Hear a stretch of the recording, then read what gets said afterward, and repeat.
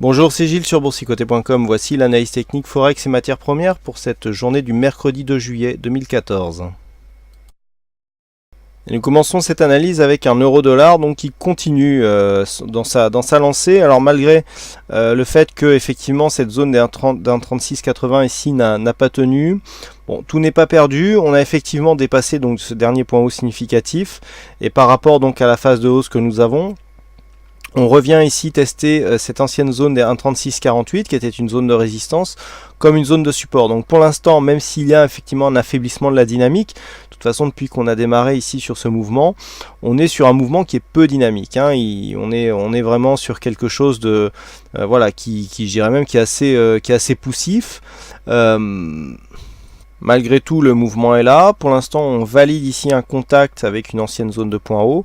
Donc si ce contact ici s'affirme comme étant un support, eh bien on aura un signal ici de continuité qui aboutira normalement à un dépassement haussier de cette zone des 1.37, zone de point haut d'un point de court terme bien sûr, qui a été atteinte hier.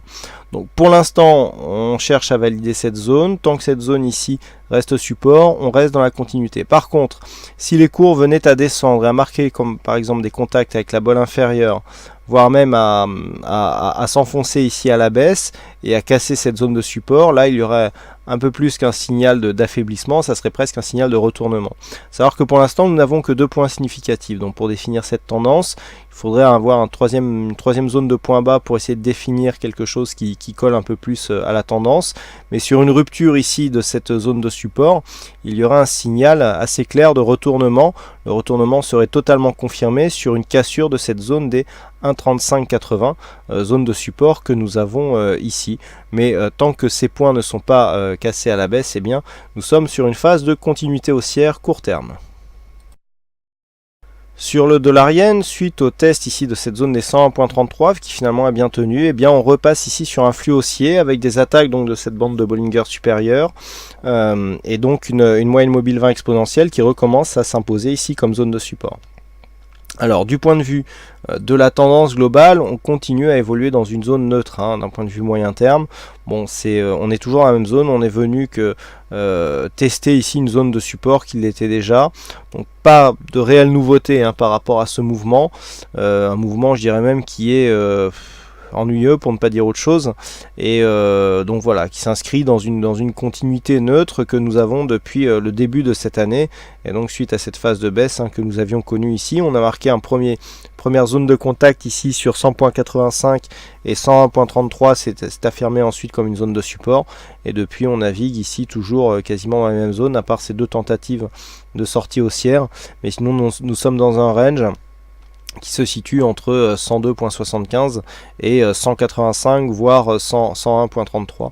Donc ce n'est pas ici ce contact qui va changer quelque chose, donc toujours neutre d'un point de vue moyen terme avec un mouvement donc qui s'affirme comme étant haussier d'un point de vue court terme.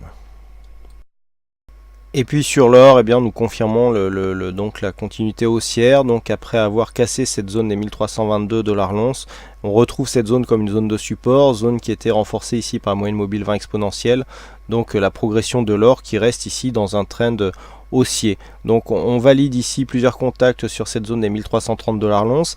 Il y aurait vraiment des signaux haussiers et des nouveaux objectifs qui s'ouvriraient sur une rupture de cette zone de point haut ici qui se situe à 1334.